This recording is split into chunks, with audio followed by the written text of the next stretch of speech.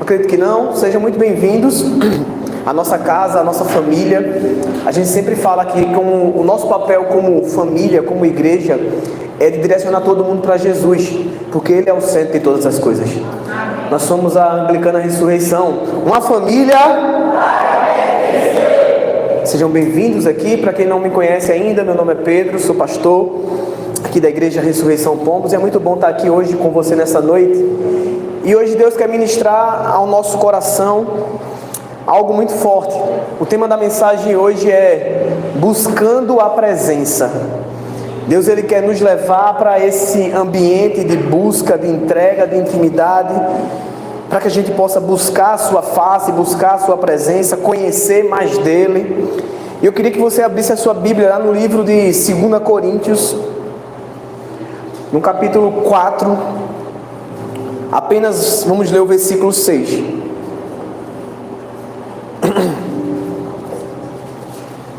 Segunda Coríntios 4,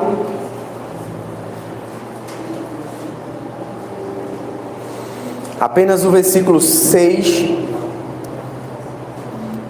diz assim a palavra do Senhor: Pois Deus que disse, das trevas resplandeça a luz, Ele mesmo brilhou em nossos corações, para a iluminação do conhecimento da glória de Deus na face de Cristo. Estas são as palavras da salvação e por ela a gente dá graças a Deus. Feche teus olhos, vamos orar. Senhor Deus, Pai, muito obrigado, Senhor. Muito obrigado por mais um dia de vida. Muito obrigado pela oportunidade de estar aqui hoje na Tua casa, Pai, para ouvir a Tua palavra, meditar na Tua mensagem, Senhor. Que essa palavra, Pai, ela possa falar ao nosso coração, Senhor. Que essa palavra, ela venha como uma flecha que acerta o nosso coração. Que o Teu Espírito Santo, ele possa falar e ministrar, Pai, aquilo que nós precisamos ouvir nessa noite. Para que ninguém saia daqui hoje da mesma forma que chegou, mas que haja uma mudança e uma transformação na nossa vida, no nosso coração, na nossa forma de pensar. Senhor Deus, Pai, que eu não te atrapalhe em nada hoje, Pai. Que eu seja apenas um canal para trazer a Tua palavra, a Tua mensagem para o Teu povo, mas que o meditar do meu coração e o falar da minha boca sejam sempre agradáveis na Tua presença, ó Rocha minha, Redentor meu. É por isso que eu te oro e te agradeço. No nome de Jesus. Amém, amém e amém. Buscando a presença de Deus. Esse culto, o tema do nosso culto sempre é quinta na presença. A busca pela presença. Fala sobre conhecimento. Fala sobre ter mais intimidade com o Senhor. O interessante é que quando a gente quer se relacionar com alguém, quando você quer namorar com alguém, quando você conheceu a sua esposa, o seu esposo, o seu marido, você começou a conhecer ele, você começou a desejar essa presença na sua vida, do seu lado, e para que essa presença tivesse constantemente do seu lado, você começou a conhecer essa pessoa. Antigamente, nos relacionamentos, a gente conhecia as pessoas de maneira diferente. No nosso tempo, né, Barbosa? No meu tempo nem tanto, mas no teu, né? Então, a gente buscava conhecer as pessoas por quem? É pela família. Ela é filha de quem? Quem é o pai? Quem é a família dessa pessoa? E aí você começava a conhecer através da família, você começava a fazer amizade com um irmão, com um primo, com um parente, para poder conhecer essa pessoa. Hoje é bem diferente. A gente conhece pelo Instagram as pessoas, você conhece pelas redes sociais, e você lá entra na rede social da pessoa e começa a stalkear, você começa a ver o que é que a pessoa posta, o que é que a pessoa gosta, quem é a pessoa, quem ela se relaciona. E a gente começa a conhecer essas pessoas. E o que Jesus está falando, e a palavra de Deus fala que Ele deseja ser conhecido. E a gente precisa buscar essa presença dEle na nossa vida. Mas a gente precisa conhecer Ele. E o problema é que a gente quer que Jesus aceite na nossa vida muita coisa que a gente não aceitaria. Sabe qual é o problema? A gente acha que Jesus tem que engolir a gente de todo jeito. Com o nosso pecado, com as nossas falhas, com nossos erros. Eu costumo sempre trazer alguns exemplos. Me presta essa garrafinha de água aí, irmã, por favor.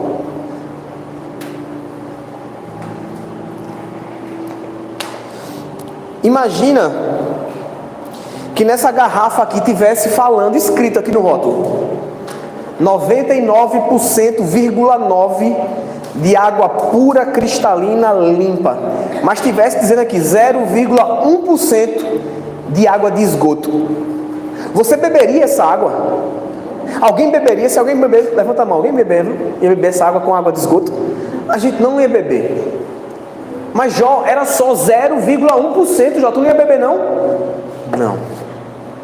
A gente não ia beber. Mas o problema é que a gente quer que Jesus aceite a gente cheio de falha, cheio de erro. Ah, mas Jesus vai me aceitar de qualquer jeito. A gente precisa buscar a santidade. A gente precisa buscar uma mudança e uma transformação de vida.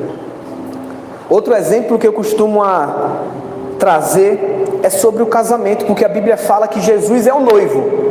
E eu e você, a igreja, nós somos a noiva.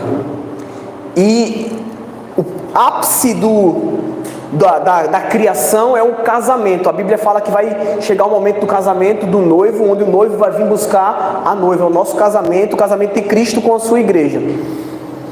E quando a gente remete à história de um casamento, deixa eu trazer um exemplo interessante. Daniel, que vai casar com Tainá em nome de Jesus. Mas imagina, Daniel, que você marcou o casamento com Tainá esse ano, para o próximo mês agora, mês de junho, mês do namorado, para fazer uma surpresa. Vocês vão casar em junho. E ela chega para tu e Daniel, eu preciso contar um negócio para você antes da gente casar. Eu amo você. Você é a prioridade da minha vida. Eu te amo, eu faço tudo por você. Só que, Daniel, eu preciso um dia por mês para me relacionar com outra pessoa que eu gosto também. Tu aceitaria, Daniel? Daniel, mas o mês tem 30 dias. Era 29 dias para tu e um para outra pessoa. Tu não aceitaria, não? Mas tá bom, Daniel, já que tu não quer assim, vamos fazer o seguinte: durante um ano, eu quero só um dia para estar com outra pessoa. Você aceitaria? É um dia de 365, 364. Não, Daniel. A gente não aceitaria. Mas o problema é que a gente quer que Jesus aceite as sobras que restam da gente. Nós somos a noiva que está sendo preparada para um noivo. E a gente quer que Jesus aceite, que a gente se relacione com o mundo, que a gente faça tudo errado, que Ele vai me aceitar mesmo assim. E não é assim.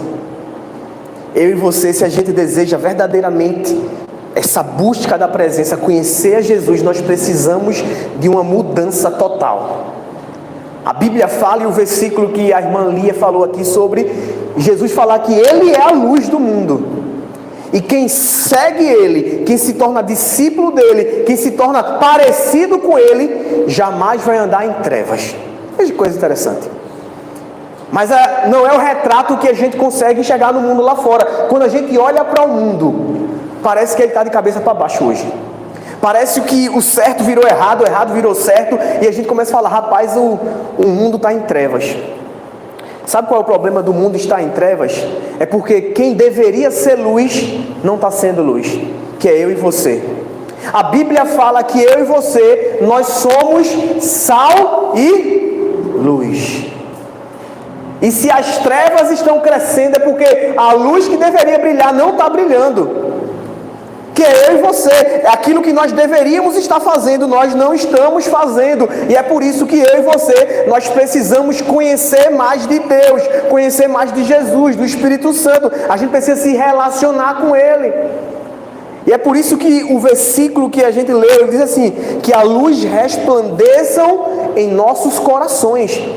Ele está falando que a luz vai resplandecer para que a gente tenha uma iluminação, para que a gente possa começar a enxergar verdadeiramente aquilo que a gente não está enxergando. Nós precisamos ser iluminados, nós precisamos ter um novo entendimento, nós precisamos voltar para a luz. O simples fato, gente, de você vir para a igreja não te faz ser uma pessoa salva, não te faz ser um discípulo de Jesus. O vir à igreja é muito pouco, é necessário relacionamento, é necessário busca, é necessário intimidade. Jesus, ele conta certa vez uma parábola, e é bem interessante, porque Jesus, as parábolas que são os ensinos dele é motivado sempre por algo que está acontecendo naquele momento. E a Bíblia fala lá em Lucas 15, que Jesus estava diante de um grupo de pessoas, tinha muita gente, tinha publicano, tinha pecador, tinha um monte de gente errada, e estavam os fariseus também.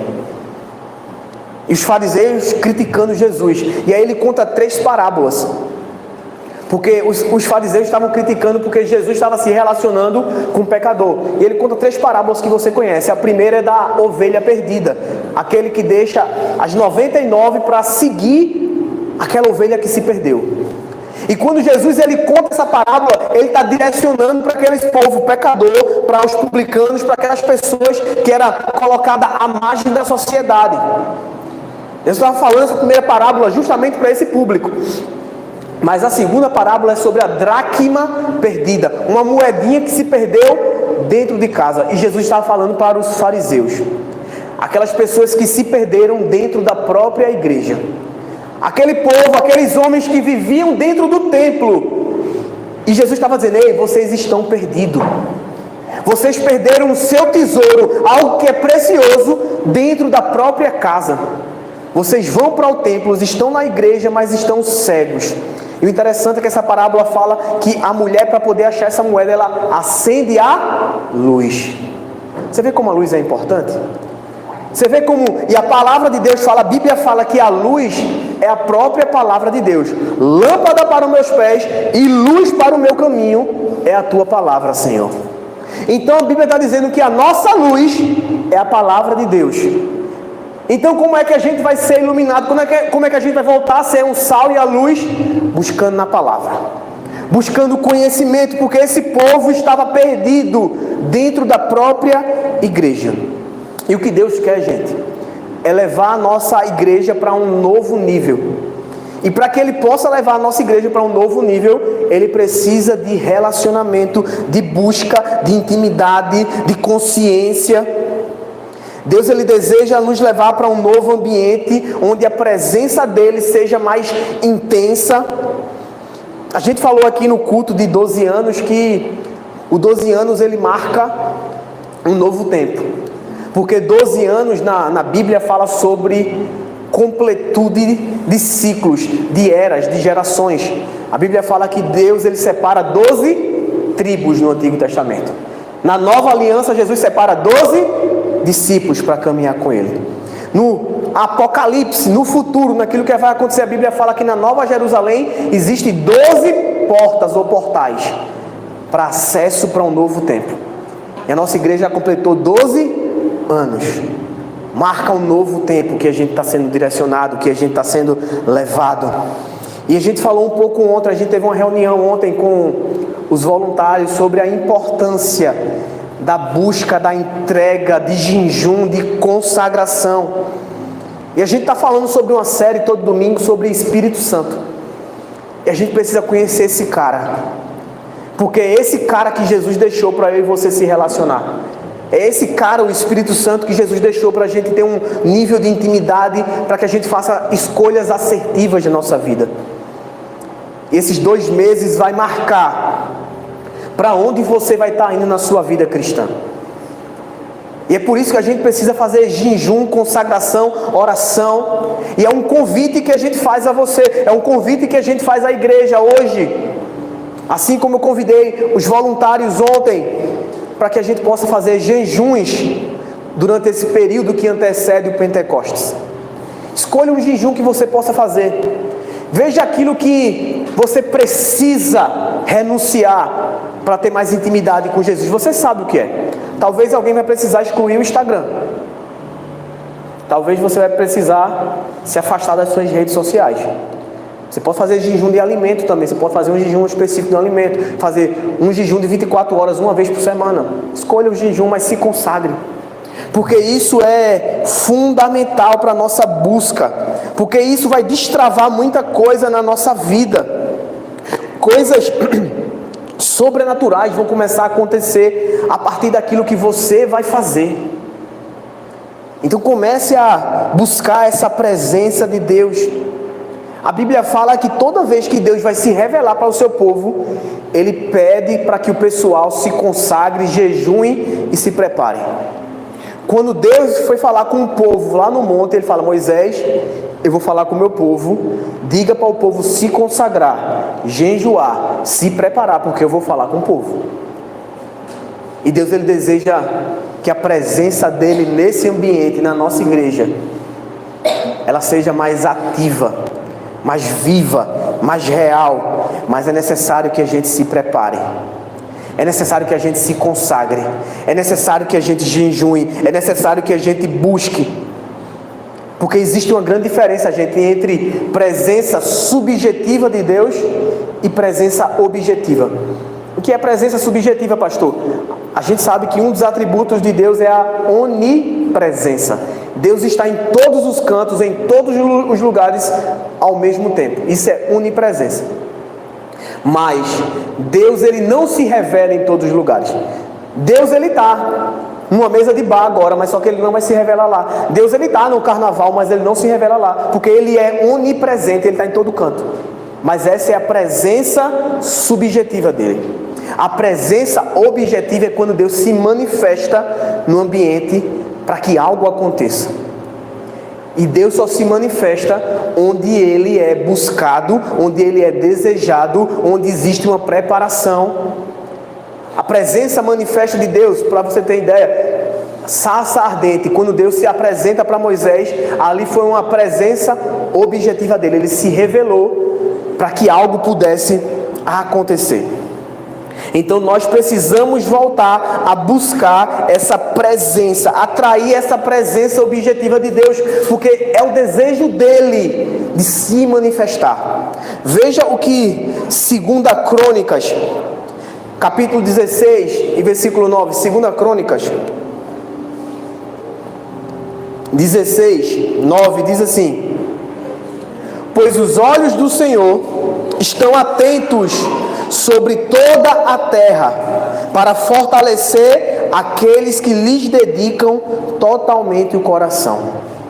Você percebe que a Bíblia fala que Deus, ele está procurando, ele está atento sobre toda a terra, sobre todos os lugares, procurando corações disponíveis, corações que estão abertos para ser usados. Então Deus quer pessoas que desejem a sua presença, pessoas que desejam ter intimidade, mas ele só vai se manifestar no ambiente que ele é honrado, buscado, glorificado e desejado. Nós precisamos voltar a buscar o Senhor, porque ele deseja ser encontrado. Jeremias 29:14 diz assim: eu me deixarei ser encontrado por vocês, declara o Senhor, e os trarei de volta do cativeiro. Veja que coisa interessante, Deus está dizendo assim: ei, eu desejo ser encontrado por vocês. E por que Deus está se escondendo então, pastor, se ele deseja ser encontrado? Sabe o que Deus está fazendo? Sabe aquela brincadeira que a gente faz com o nosso filho quando é bebezinho, quando é uma criancinha? Você pega um paninho, coloca na sua cara e diz: achou! Você nunca saiu dali, você sempre esteve ali. Mas para a criança, você sumiu, oh meu Deus! Aí você, oh, achou ela, fica feliz. É assim Deus comigo e com você. Ele está dizendo: me ache, eu quero ser achado. O pai, quando a criança está maiorzinha, vai brincar com ele, se esconder. Você se esconde atrás do sofá e deixa as pernas todinhas para o lado de fora, só para o menino me achar. Porque você deseja ser achado. O que você está querendo ali, na verdade, não é se esconder. Você quer a presença da pessoa. Você quer desfrutar daquela presença. É isso que Deus está dizendo: ei, eu desejo ser achado por vocês. Mas sabe quando ele está falando aqui, eu vou deixar vocês me encontrarem? Vê o que o versículo 12 e 13 diz.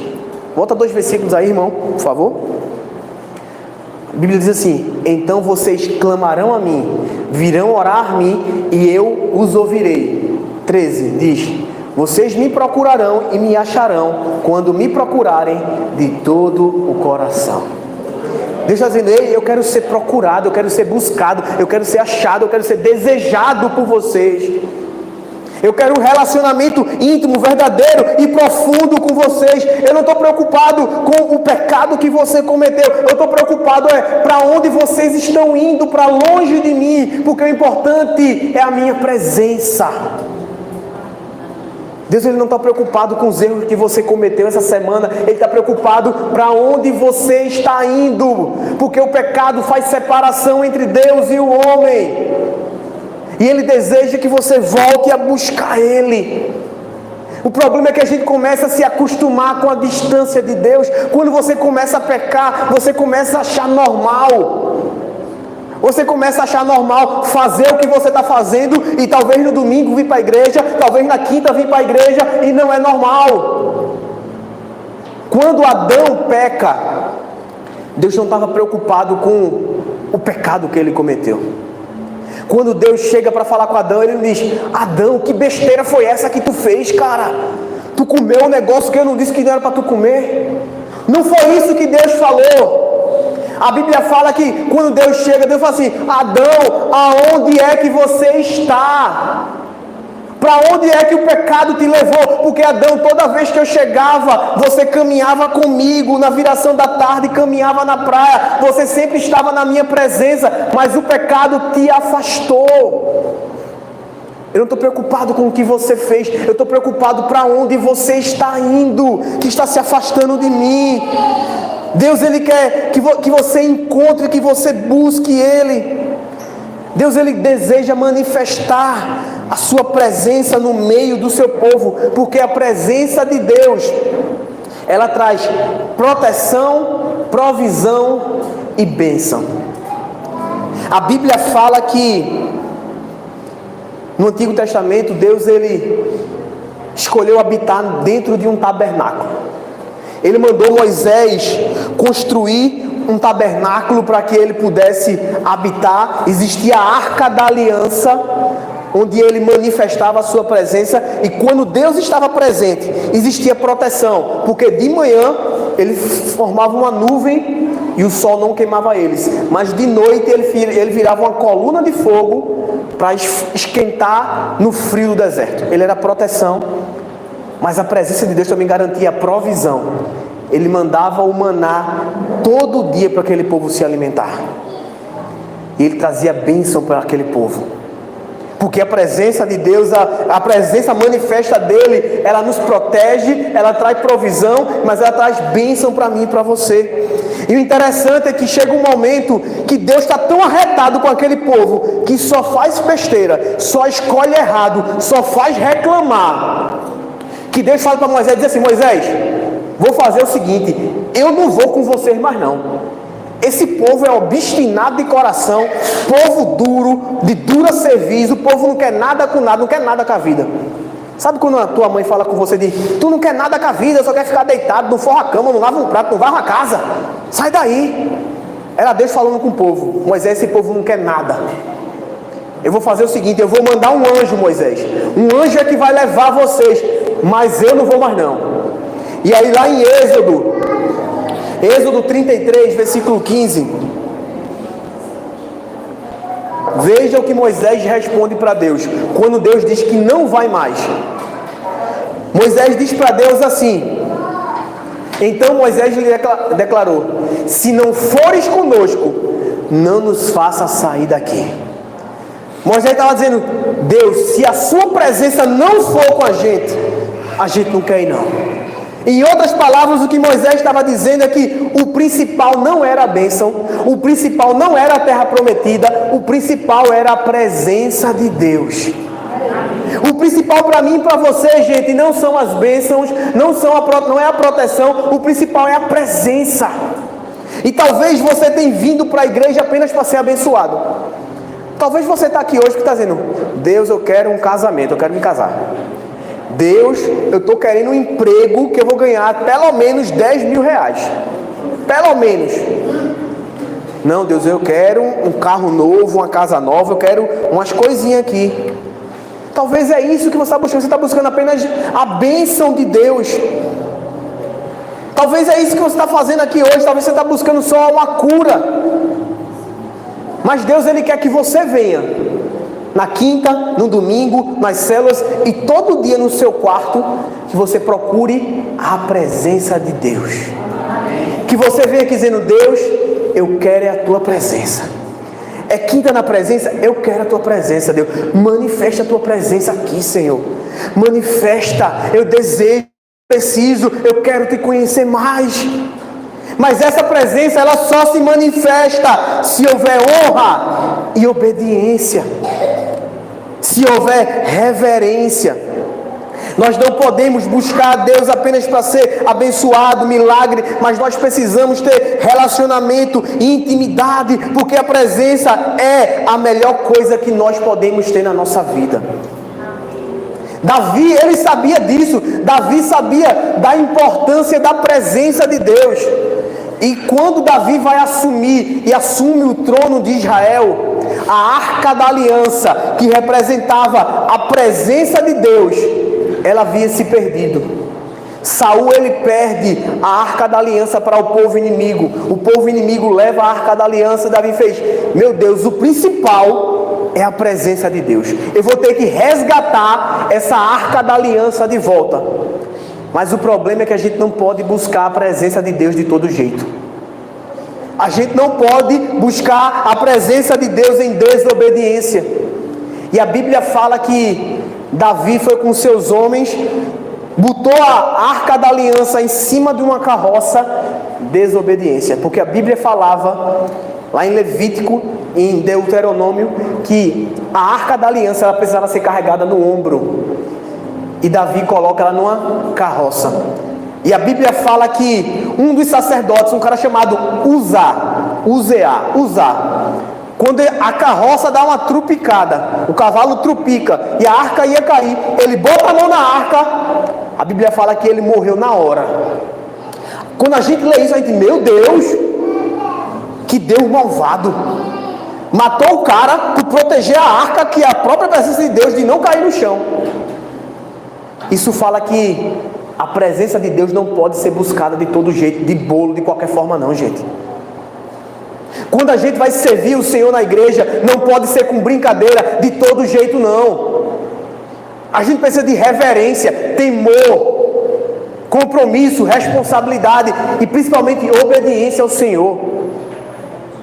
A Bíblia fala que Davi ficou tão triste quando isso aconteceu, que ele desistiu de levar a arca para a cidade. A Bíblia fala que ele deixou essa arca da aliança na casa de um cara chamado Obed-Edom. E esse cara chamado Obed-Edom, ele morava em Gat, que era a terra dos filisteus, que era a terra dos inimigos. Vê como Davi é bonzinho. Olha, matou meu cara aqui, toma aí, ó. Toma esse presente.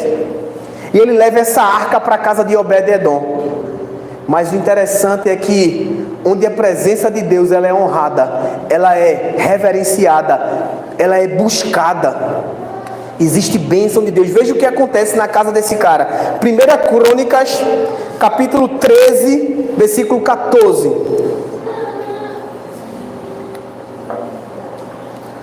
Veja aqui 1 Crônicas 13, 14 diz assim, ó: a arca de Deus ficou na casa dele por 3 meses, e o Senhor abençoou a sua família e tudo o que ele possuía. Glória a Deus. Onde a presença de Deus ela é reverenciada, ela tem obediência, ela tem compromisso, Deus ele abençoa, irmão. A Bíblia está dizendo que Deus abençoou os inimigos de Israel, os inimigos do seu povo, porque eles reverenciaram a presença de Deus, porque eles tinham temor à presença de Deus. E a Bíblia fala que quando Davi ficou sabendo disso, que os inimigos dele estavam prosperando por causa da presença de Deus, ele fez: não, aí vai voltar e pegar essa arca de novo. Só que agora a gente vai fazer do jeito certo. A gente vai fazer como a gente deveria ter feito. É para trazer nas costas, é para trazer no lombo. A gente vai trazer nas costas. A Bíblia fala que Davi foi lá, trouxe a arca, não agora mais numa carroça, mas trouxe nos ombros dos sacerdotes levitas. E a Bíblia fala que não só isso, a Bíblia fala que a cada 6 passos que eles davam, eles sacrificavam um cordeiro em adoração ao Senhor. E a arca da aliança volta para a terra de Israel, e o reino de Israel, ele é abençoado por causa da presença de Deus naquele lugar. Eu e você, nós precisamos buscar essa presença. Essa presença que habitava num tabernáculo, que habitava numa arca da aliança. A Bíblia fala em João capítulo 1, versículo 14. Veja onde está essa presença de Deus agora. No Antigo Testamento, ela estava contida num tabernáculo dentro da arca da aliança. Mas em João capítulo 1, o versículo 14 diz assim. João capítulo 1, versículo 14 diz assim: aquele que é a palavra tornou-se carne e viveu entre nós. Essa palavra tornou-se carne, em outras versões fala assim, e habitou. Essa palavra habitar significa tabernacular. Essa palavra está dizendo que essa palavra habitar ou tornar-se significa o tabernáculo. E o que é o tabernáculo? A presença de Deus. Então a Bíblia está dizendo que aquele que é a palavra, aquele que era a presença, tornou-se carne e nós vimos a sua glória, glória como do unigênito vindo do Pai, cheio de graça e de verdade. Então qual é o tabernáculo que manifesta a presença de Deus no Novo Testamento? Jesus Cristo. Jesus Cristo é o tabernáculo que estava andando no meio do seu povo. Jesus Cristo é aquele que manifestou a presença de Deus para trazer bênção para aquele povo que estava se perdendo, que estava sendo destruído por Roma. Pega essa chave, irmão, veja que coisa interessante. Jesus, uma vez, ele faz uma afirmação, ele diz assim, ó: eu sou o caminho, a verdade e a vida, e ninguém vai ao Pai a não ser por mim. Pega essa chave, veja que coisa interessante. Estudos teológicos mostram que o tabernáculo feito no tempo de Moisés, ele tinha 3 compartimentos. O primeiro compartimento, que era o maior, era chamado de átrio ou pátio externo. Era uma área aberta. E para você acessar ele tinha uma porta. O segundo compartimento era chamado do local santo. Esse local santo só podia acessar os sacerdotes. E existia o local santo dos santos. Não tem aquela música que diz: no santo dos santos, tua fumaça me... Pronto, esse ambiente, o santo dos santos, do átrio para o santo tinha outra porta, e para entrar no santo dos santos existia mais uma porta com um véu gigante que cobria, e só quem podia entrar nesse lugar era o sumo sacerdote uma vez por ano. E lá dentro é que estava a arca da aliança, que é o que? A presença de Deus. Então apenas uma pessoa tinha acesso à presença de Deus no Antigo Testamento. E sabe o que é interessante? A teologia mostra que o nome dessa primeira porta, que você do lado de fora, você entra no átrio, sabe qual é o nome? Caminho. E quando você entra no átrio, que você vai acessar o lugar santo, sabe qual é o nome dessa segunda porta? Verdade. E essa última porta que dá acesso ao Santo dos Santos é chamado de vida. O que é que Jesus está dizendo? Ei, eu sou o caminho, a verdade e a vida. Eu sou o único local de acesso para o Pai. Eu sou o ambiente que manifesta a presença de Deus. Eu estou aqui para você se relacionar diretamente com o Pai. Aleluia. Deus, ele deseja ser conhecido. Jesus, ele é esse acesso direto ao Pai. O que Jesus trouxe para mim e para você é essa liberdade de acessar, de buscar a Deus quando você quiser, irmão. E é por isso que a Bíblia fala que Jesus diz: ei, eu preciso ir para que o Espírito Santo venha, para você ter o acesso direto com o Pai em qualquer momento da sua vida. Eu falei aqui domingo, gente, e vou falar aqui de novo, só para quem não estava domingo ver. O interessante, Sena, é que se tu se acordar de 2 horas da manhã, 2h30, sem sono, às vezes a gente acorda meio incomodado, né? Se você fosse querer conversar, imagina se tu acordasse Tânia de 2 horas da manhã para conversar. Primeiro que ela ia ficar com raiva de tu. Ela ia dizer: vai-te embora dormir. No outro dia ela ia nem fazer o café da manhã. Mas o interessante é que se você acordar 2 horas da manhã e quiser conversar com o Espírito Santo, ele vai estar lá disponível. Ele vai estar lá pronto para conversar. O que Jesus estava dizendo: ei, você vai ter livre acesso 24 horas por dia com o Pai. Quando você quiser conversar, Ele vai estar ao teu lado, porque Ele é o Paracleto. Ele é aquele que está ao nosso lado, Ele é o Consolador. Você tem livre acesso ao Pai. Deus, Ele deseja ser buscado e achado. Ele deseja se manifestar no nosso meio. Mas nós precisamos honrar essa presença, obedecer, santificar, jejuar. Deus quer nos levar para um novo tempo, para um novo ambiente, irmão. Mas nós precisamos começar a buscar essa presença, amém? Amém. Vamos começar a ansiar por essa presença. Vamos começar a honrar essa presença. Vamos começar a tratar com temor, com reverência a presença de Deus. Deus vai começar a fazer coisa nova nesse lugar. Mas você precisa começar a desejar isso. Você precisa começar a buscar a partir de agora. Espírito Santo, eu quero conhecer mais. Eu quero mais e mais e mais da Tua presença, mais da Tua unção, mais da Tua presença na minha vida, Senhor. Eu quero experimentar coisa nova. Começa a buscar, irmão. Começa a buscar. Começa a renunciar. A Bíblia fala que nós precisamos priorizar as coisas, botando em primeiro lugar o reino de Deus, que as outras coisas serão acrescentadas. Volte a buscar essa presença. Que o tema do nosso culto, Quinta na Presença, não seja mais um slogan, mas que seja algo que você busca de verdade. E não busque apenas na quinta-feira, não busque apenas no domingo, não busque apenas numa segunda-feira, dia de célula. Comece a buscar isso todo dia. Todo dia, porque você tem acesso direto ao Pai. Amém? Amém. Vamos ficar de pé, para parecer que está acabando? O louvor pode vir.